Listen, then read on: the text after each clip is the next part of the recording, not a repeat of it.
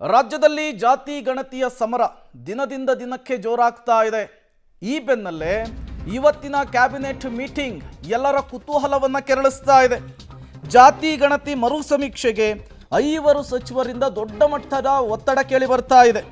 ಸಮೀಕ್ಷೆಯ ಅಂಕಿಅಂಶದಲ್ಲಿ ವ್ಯತ್ಯಾಸ ಮೇಲ್ನೋಟಕ್ಕೆ ಕಾಣ್ತಾ ಇದೆ. ಸಮುದಾಯದ ಜನರಲ್ಲಿ ಆಕ್ರೋಶ ಹೆಚ್ಚಾಗ್ತಾ ಇದೆ. ಹೀಗಾಗಿ ಮರು ಸಮೀಕ್ಷೆ ಮಾಡೋದೇ ಸೂಕ್ತ. ಕೆಲ ಸಚಿವರಿಂದ ಖುದ್ದು ಸಿಎಂಗೆ ಮನವರಿಕೆ ಮಾಡಿಕೊಡುವಂತಹ ಪ್ರಯತ್ನ ಆಗಿದೆಯಂತೆ.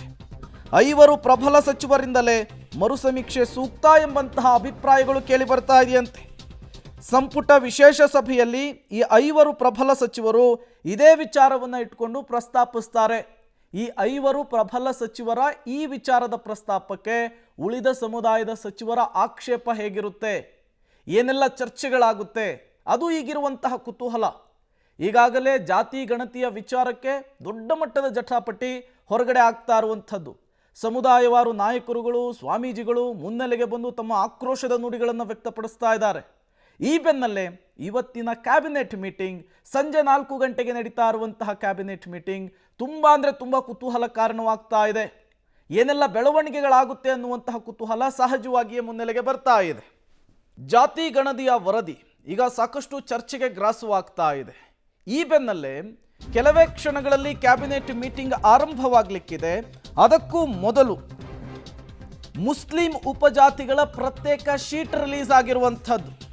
ಮುಸ್ಲಿಂ ಹಾಗೂ ಉಪಜಾತಿಗಳ ಲೆಕ್ಕವನ್ನು ಕೊಟ್ಟಿದೆ ಹಿಂದುಳಿದ ವರ್ಗದ ಆಯೋಗ ಅನ್ನೋದು ಗೊತ್ತಾಗ್ತಾ ಇದೆ. ಮುಸ್ಲಿಂ ಮತ್ತು ಉಪಜಾತಿಗಳ ವರದಿಯ ಶೀಟ್ ಪಬ್ಲಿಕ್ ಟಿವಿಗೆ ಲಭ್ಯವಾಗಿದೆ. ಹಾಗಾದರೆ ಜಾತಿ ಗಣತಿ ಆರಂಭವಾಗುವ ಕೆಲವೇ ನಿಮಿಷಗಳ ಮೊದಲು ಈ ಶೀಟ್ ವೈರಲ್ ಆಗೋದಕ್ಕೆ ಅಥವಾ ಈ ಶೀಟ್ ಹೊರಬರೋದಕ್ಕೆ ಕಾರಣ ಏನು ಅನ್ನೋದೇ ಈಗಿರುವಂತಹ ಕುತೂಹಲ. ಬಹಳಷ್ಟು ಜನ ಮಾಡ್ತಾ ಇದ್ದಂತಹ ಪ್ರಶ್ನೆಯೇ ಅದು. ಲಿಂಗಾಯತ ಸಮುದಾಯದ ಉಪಪಂಗಡಗಳನ್ನು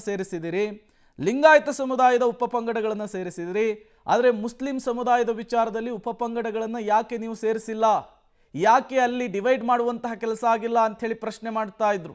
ಇದು ಸಾಕಷ್ಟು ಚರ್ಚೆಗೂ ಕೂಡ ಕಾರಣವಾಗ್ತಾ ಇತ್ತು. ತುಷ್ಟೀಕರಣದ ಮತ್ತೊಂದು ಭಾಗನ ಇದು ಅಂಥೇಳಿ ಚರ್ಚೆ ಆಗ್ತಾ ಇತ್ತು. ಈ ಬೆನ್ನಲ್ಲೇ ಮುಸ್ಲಿಂ ಮತ್ತು ಉಪಜಾತಿಗಳ ವರದಿಯ ಶೀಟ್ ರಿವೀಲ್ ಆಗಿರುವಂಥದ್ದು. ಮುಸ್ಲಿಂ ಹಾಗೂ 95 ಉಪಜಾತಿಗಳ ಪ್ರತ್ಯೇಕ ಶೀಟನ್ನು ಬಿಡುಗಡೆ ಮಾಡಲಾಗಿದೆ.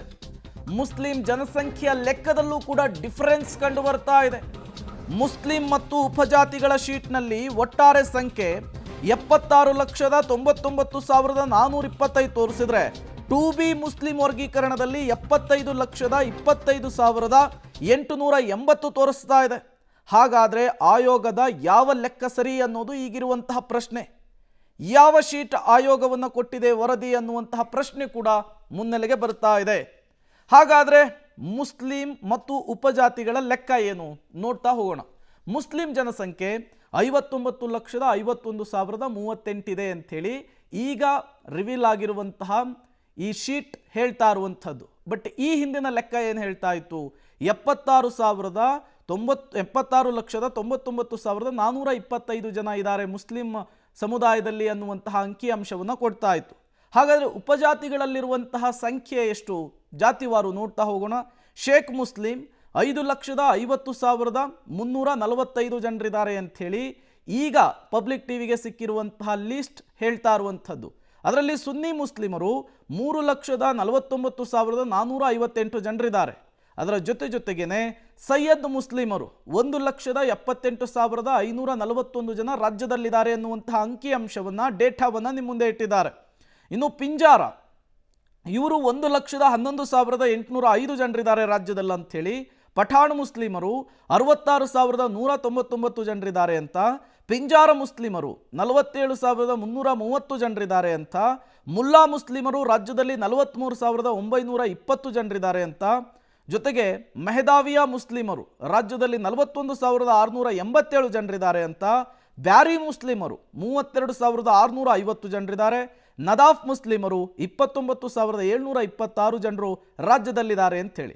ಒಟ್ಟು ಮುಸ್ಲಿಮರಲ್ಲಿ 90 ಉಪಜಾತಿಗಳಿರುವಂಥದ್ದು ಅದರ ಅಂಕಿಅಂಶವೂ ಕೂಡ ಈಗ ಹೊರಬಂದಿದೆ. ಇನ್ನು ಮುಸ್ಲಿಂ ಹಾಗೂ 95 ಉಪಜಾತಿಗಳ ಪ್ರತ್ಯೇಕ ಶೀಟ್ ಬಿಡುಗಡೆಯ ವಿಚಾರಕ್ಕೆ ಸಂಬಂಧಪಟ್ಟಂತೆ ಬೆಂಗಳೂರಿನಲ್ಲಿ ಶಾಸಕ ಎನ್.ಎ. ಹ್ಯಾರಿಸ್ ಮಾತನಾಡಿದ್ದಾರೆ. ನಮ್ಮಲ್ಲಿ ಇನ್ನೂ ಕೂಡ ಜನಸಂಖ್ಯೆ ಹೆಚ್ಚಿರಬಹುದು ಅನ್ನುವಂತಹ ಮಾತುಗಳನ್ನಾಡಿದ್ದಾರೆ. ನಿನ್ನೆಯ ಸಭೆಯಲ್ಲಿ ಚರ್ಚೆ ಆಗಿದೆ ಜನಸಂಖ್ಯೆಯ ವಿಚಾರಕ್ಕೆ. ಆದರೆ ಎಷ್ಟಿದೆ ಏನು ಅನ್ನೋದು ನನಗೂ ಕೂಡ ಗೊತ್ತಿಲ್ಲ. ಅಷ್ಟೆಲ್ಲ ಉಪಪಂಗಡ ನಮ್ಮಲ್ಲಿ ಇಲ್ಲ ಅಂಥೇಳಿ ಶಾಂತಿನಗರದ ಶಾಸಕರಾಗಿರುವಂತಹ ಎನ್.ಎ. ಹ್ಯಾರಿಸ್ ಜನಸಂಖ್ಯೆಯ ವಿಚಾರಕ್ಕೆ, ಜನಗಣತಿ ವಿಚಾರಕ್ಕೆ ಸಂಬಂಧಪಟ್ಟಂತೆ ಮಾತನಾಡಿದ್ದು ಹೀಗೆ. ಅಂಥದ್ದೇನು ತೀರ್ಮಾನ ತಗೊಳ್ಳೋದೇನಿಲ್ಲ. ಇದು ಬಂದಿದೆ, ಸ್ವಲ್ಪ ಎಲ್ಲ ಇನ್ನೂ ಕಮ್ಮಿ ಆಗಿದೆಯಾ ಅಂತ ಕೇಳಿ ಮಾತಾಡಿರ್ಬೇಕು ಅಷ್ಟೇ ಹೊರತು ಬೇರೆ ಏನಿಲ್ಲ. ಇದು ಜಾಸ್ತಿ ಇರಬಹುದು, ಇದು ಇನ್ನೂ ಮಾಡ್ಬೇಕಲ್ಲ, ಅಫಿಷಿಯಲ್ ಆಗಿ ಬರಲಿ ಅದು. ಅಲ್ಲಲ್ಲ, ಇರಬಹುದು ಅಂತ ನೆನ್ನೆ ಮೀಟಿಂಗ್, ನಾನು ಹೋಗಿಲ್ಲ ಮೀಟಿಂಗ್ಗೆ, ಆಗಿರಬಹುದು ಅಂತ ಹೇಳ್ತಾ ಇದ್ದೀನಿ ಅಷ್ಟೇ. ಅದ್ರಲ್ಲಿ ಅದು ಮಾಡೋದ್ರಲ್ಲಿ ಏನು ತಪ್ಪಿಲ್ಲ.